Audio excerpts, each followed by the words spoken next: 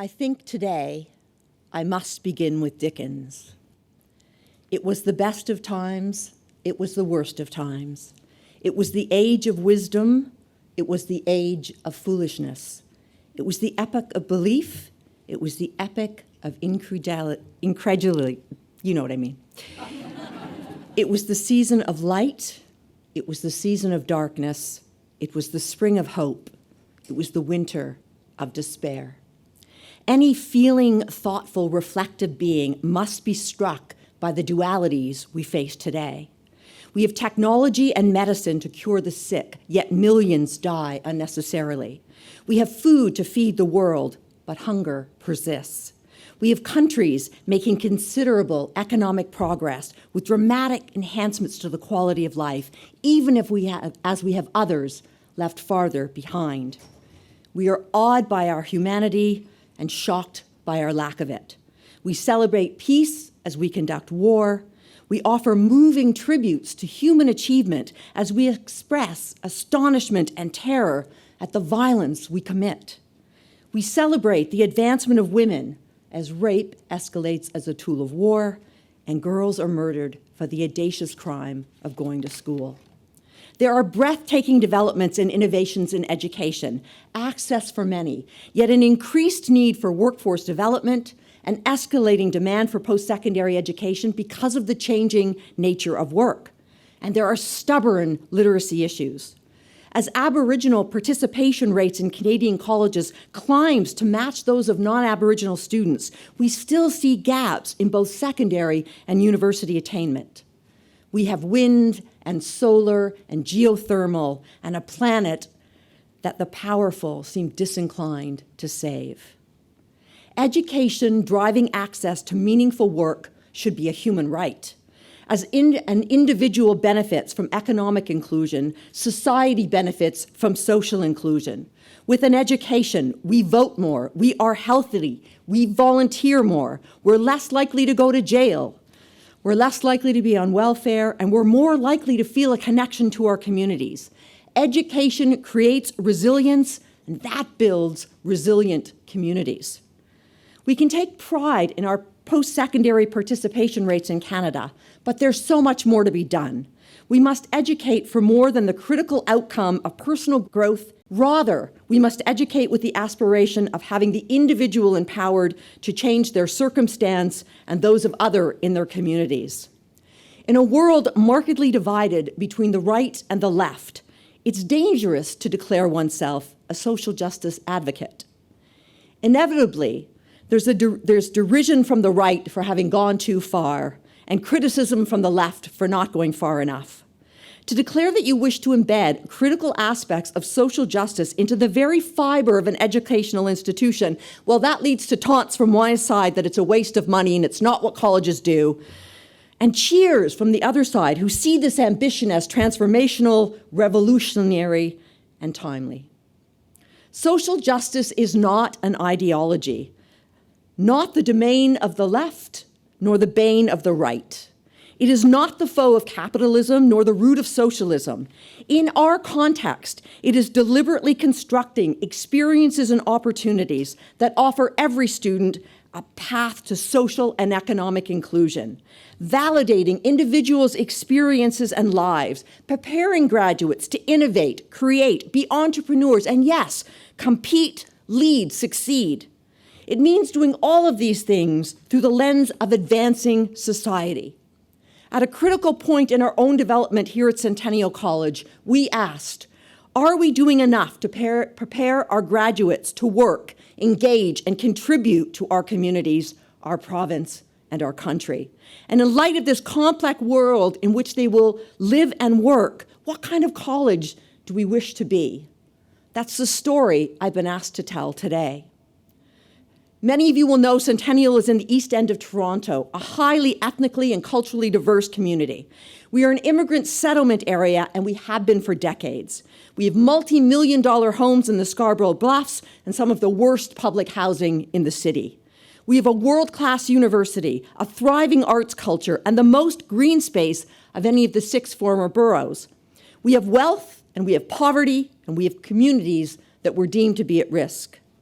Our reflection began here. We looked at what our community needed. We looked at how we could differentiate ourselves in a highly competitive post-secondary market. So yes, there were market considerations here. And we went back to the roots of the college system to remind ourselves of the pillars upon which Ontario colleges were built. We were created to meet the needs of business and industry for highly skilled employees. We were designed to educate for new and emerging fields. But the historical pillar that resonated with the clang of a massive bell as we began this work was this. We were created as tools of democracy, beacons, symbols of hope. The child of then Progressive Conservative Education Minister Bill Davis, we were born in the 60s, and we opened up post-secondary education to those whose socioeconomic status or academic need meant the university door was tightly shut. This hearkening call for democratization from those pioneering days again rang through our hallways. Our historical mission resonated powerfully, and we shed the shackles of stereotype that may have held us back. The answer to the question, what kind of college do we wish to be? The embodiment of opportunity, a door held open, a place where entrepreneurship and innovation, the competencies necessary to compete in a global economy, were interwoven with the skills essential to the success of our communities and our country. The ability to understand the social and economic interconnectedness of our world and to feel viscerally the need to contribute to growth, to solutions, to capacity building. Through consultations with our communities and, importantly, with employers large and small, we came to the realization that we could increase employability, drive innovation, and as our new mission statement said, transform lives and communities through learning. We could and we would make a bigger promise. And so it began. My bias in this work was clear. This could not be a feeble attempt to make tolerance palatable, nor a second-rate education cloaked in lower expectations or weakened outcomes. This was going to be a quality experience. We focused on empowering students and our community. We did not make this notion of social justice and economic inclusion a sideline to our core business. We did not make an addendum to curriculum, a spice to be added to alter the flavor where convenient and easy. We declared our commitment to global citizenship and social justice because of who we served, who we wished to recognize and engage, and where we wanted our communities and countries to go. We accepted the challenge to graduate students who were ready to do meaningful work, but who also felt compelled to add meaning to their lives through service and understanding and compassion and a fierce commitment to the betterment of humanity. We did open our doors wide, and we reached out to those often marginalized or excluded, and we said, we will be your partner in success. This is your on-ramp. We began by redefining our academic mission and vision to demonstrate our commitment to these goals. We established a multi-stakeholder college-wide team called the President's Task Force on Learning.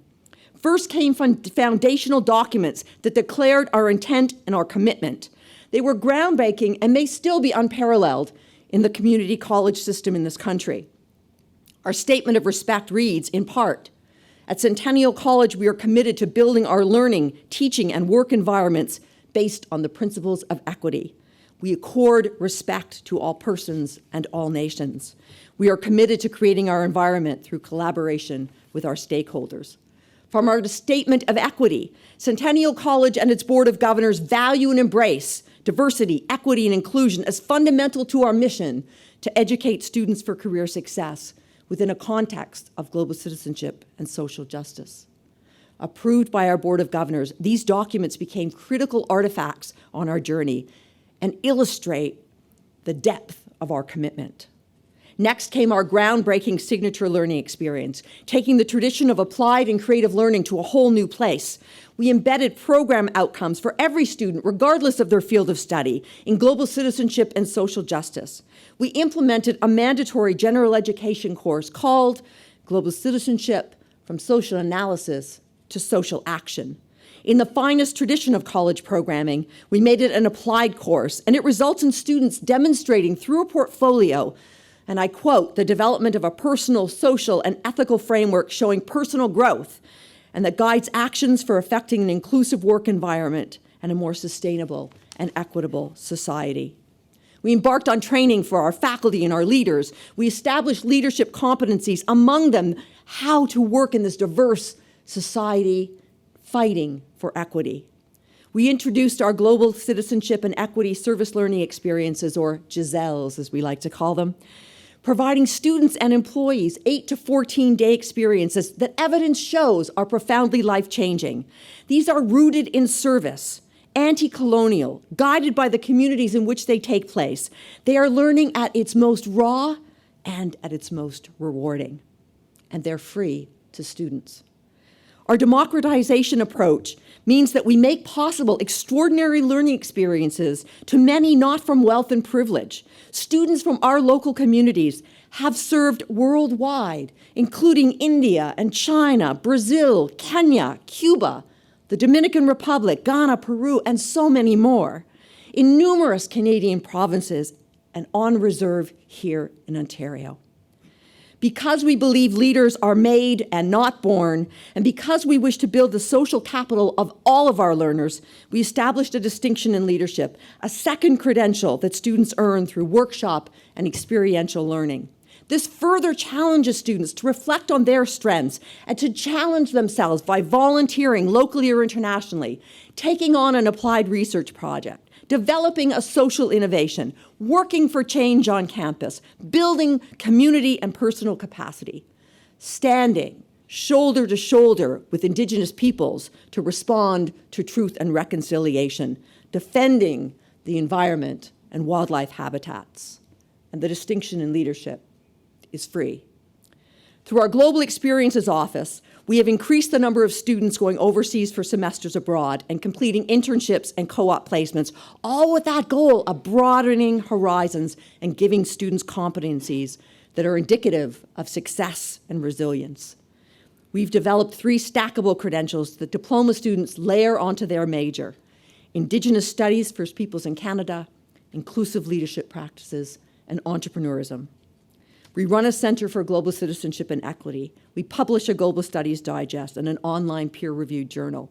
We host symposia. We lead professional networks. We invite community and sometimes controversy into our world. And we do so much more. Our graduates, our communities, understand that there are those who have been left behind by society, marginalized, silenced. In teaching our students these stories and by encouraging them to share their lived realities, we embolden them to take on the challenges of a complex life. These graduates understand that there are many who have been victimized in our society by institutions, by government fiat, by the anger and hatred of others. Our education creates an environment where victimization is understood, but that people are identified as so much more, where we as a community of leaders link arms, literally and figuratively, in an effort to validate lives lived, accelerating healing and co-creating paths forward. Yes, our approach to education emphasizes critical thinking, but the goal here is not to create a generation of those who can only criticize. It is instead to graduate citizens who feel ethically and morally bound to act.